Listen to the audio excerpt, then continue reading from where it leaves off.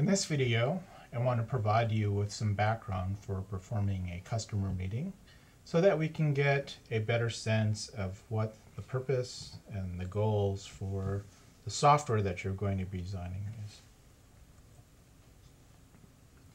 So, as I've said before, the purpose of this course is to get a better sense of what designers do. And before we can do that, we need to have some information about what the project is. We want to be able to know what the goals and the tasks of the end users are. And we want to be able to get a sense of what and how the user is going to interact with the system. So the first step in doing that is to determine the needs within a customer meeting. So one of the things to keep in mind is that the customers that we have this semester are busy people, so we want to maximize our time with them.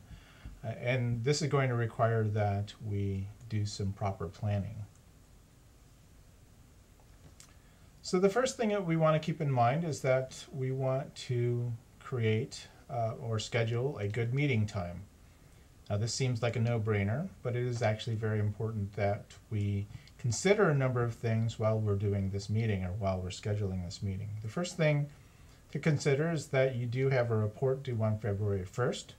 So this means that this project or these requirements in this meeting needs to be determined before that. You can't do this at the last moment. Another thing to consider is that you need to include at least 2 people from your team. So you need to have one person acting as an interviewer. This is the person that's going to lead the meeting. And then a second person that's going to act as a recorder.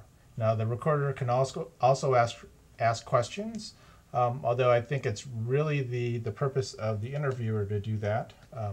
But the recorder should be the main person taking minutes, as well as making sure that they capture the results of the meeting. Now you can use a digital recorder, but you need to clear this with the attendees before you do make any type of recording. Another thing for the meeting setup is to make sure you identify a good meeting place. So there are some constraints here. You want to make sure that the meeting location is able to seat all of the attendees. So it isn't enough to just schedule the meeting in the office of the customer, because they might not have enough room for everyone that needs to attend. Another thing you want to consider is whether or not your meeting location has a whiteboard or a projector. So some place to be able to do some type of shared work if that's necessary. This is especially helpful if the customer needs to draw a picture, or if you need to draw a picture to try to clarify some of the points that are being raised. Finally, another thing to consider is who is actually in control of the meeting. I think for this particular project and for the purpose of this particular meeting, that it's best if the interviewer is actually in control of this meeting, which means that they run the agenda or make sure that the agenda is moving forward. They also make sure that any of the questions that are being asked are actually clarified if there is any confusion over them. And then also this person, if there is a projector being used that displays the agenda or anything else, that person should be in control of that computer.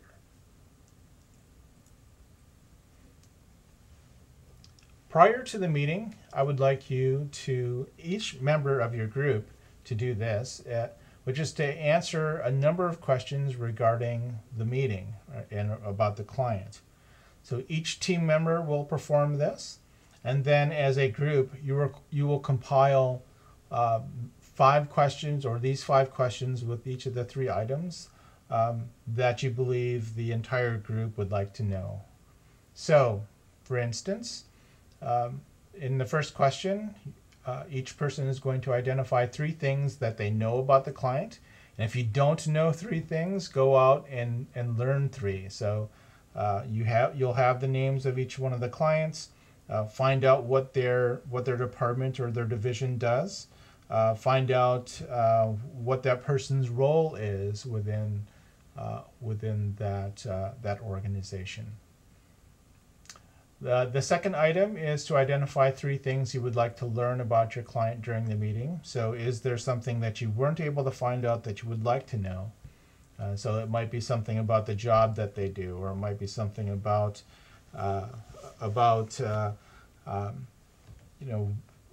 what function their division or their department or their unit serves within the university. The third item here is to identify 3 things related to the project that your client probably knows. So they have some backstory. You're only being provided with a couple of paragraphs worth of information about the project, so there is probably something that they know that you would like to know more about. The fourth item is to identify 3 things related to the project that you and your team knows about that the client will probably like to know. So this could be something along the lines of what is the schedule for the project, what will the end product actually be, and so identify these items and be ready to talk about them at the meeting. And then the final item is to identify 3 specific ways in which the information found in items 1 through 4 will affect the way that you conduct the meeting.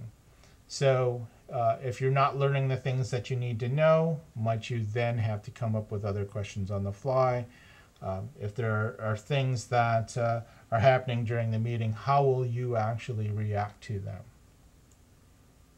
So each person in your group should answer these 5 questions, and then as a group, you should compile all of those questions and identify the top 3 items within each of these. So I will expect that I get each of these 5 questions from each team member, and then I expect to get a team version of these questions answered. And this will be turned in prior to that meeting that you attend. I would suggest the following template for the agenda. It doesn't have to be exactly this, but I think you should follow this at least in concept. So introductions, if you don't know the clients. So the first meeting, this is probably going to be the case. The second item is to have the client describe the project, and they can use whatever means that they would want for doing this. But the idea here is for them to fill you in more on the project and what their vision is for it.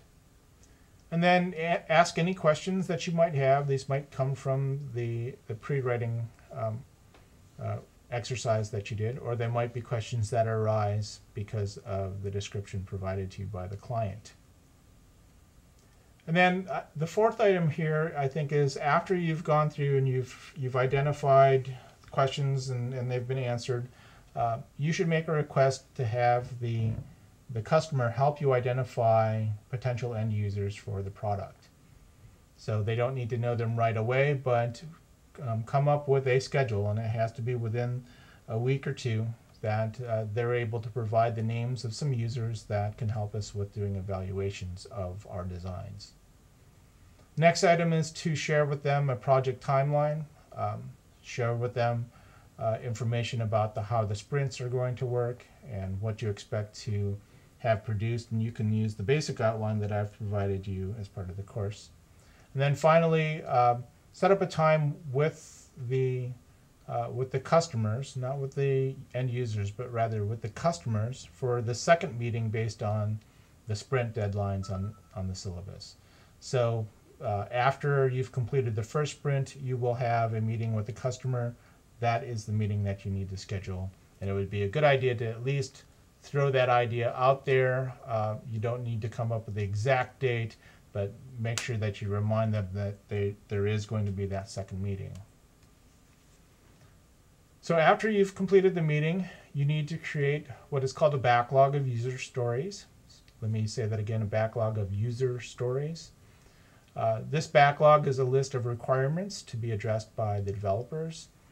And we call it a backlog because after each sprint, you're going to have a number of requirements that were not handled in the first sprint And so you've created this backlog of then requirements that are going to be prioritized and so forth.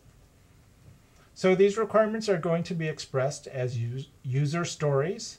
And so I've provided a YouTube video here that was produced externally that I would like you to view. And it provides some background on creating those user stories. Next, create user stories using the 3x5 cards. And I have a template for that in an upcoming slide. One of the things that you need to keep in mind about user stories is that they need to be estimable, which means that you need to be able to determine how long it will take to implement that story. And they have to be testable. How do I determine or know that the story is actually implemented? So these user stories are very short descriptions of requirements. And in addition to these two things of estimable and testable, you also want to make sure that the user stories are self-contained, that you don't have multiple user stories or requirements on a single card. So here's a template for a user story. So you have the first section where you have a description of the requirement from the standpoint or the viewpoint of a particular user.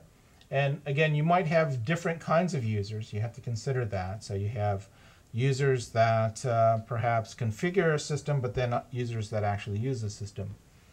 So as a type of user indicates, what is the type of the user? They will need to perform some task so that some goal is met. And if you watch that video, they provide a few examples for that. So for instance, as a mobile phone user, I need to be able to make a phone call so that I can share information with somebody that is not geographically located next to me. The second item here is a validation criteria. So how do I know the goal has been met? And then the final item is to place a priority on the user story. Anyway, like I said, you need to visit the URL provided on this screen here on YouTube. Watch that. It'll give you some information on doing user stories. Following the meeting, I would like you to, as a group, turn in answers to these two questions. You'll only need to have the one. So I realize that it's possible that not every student will be able to attend the meeting. So there will only be one submission for this. So list all the things that were learned at the meeting as the first item. And then the second item is to list at least 3 things that should have been asked or said but wasn't. And you can use that as a way of reflecting on the meeting. So here's a list of the deliverables. The first thing is to set up the meeting, and I need to know when the meeting is actually occurring. I need you to schedule the meeting by Thursday for a meeting to occur by January 29th. So I mean by schedule the meeting, you need to contact the customer no later than January 24th. And that doesn't actually leave you very much time to actually have the meeting. The January 29th, I believe, is a Wednesday. Tuesday. Second item here is at least 1 day prior to the meeting, I need the pre-meeting questions. So there will be one set of questions answered by each team member. So those 5 questions, each team member is responsible for those, and then a group set of answers for that same set of questions. I will also need your agenda at least 1 day prior to holding your meeting. Immediately after the meeting, so I would say within an hour or two, at least same day of the meeting, I would like to have the meeting minutes. So this should list the attendees, summary of what was discussed, and the list of action items that came out of the meeting. And then finally, by February 1st at 5 p.m., I would like the backlog of user stories, and you can turn that in as a stack of cards. You could also turn that in as user stories embedded in a Word document or PDF. Finally, answers to the post-meeting questions as discussed on the previous slide. So anyway, those are the items that you need in order to perform this client meeting. And if you have any questions, feel free to contact me.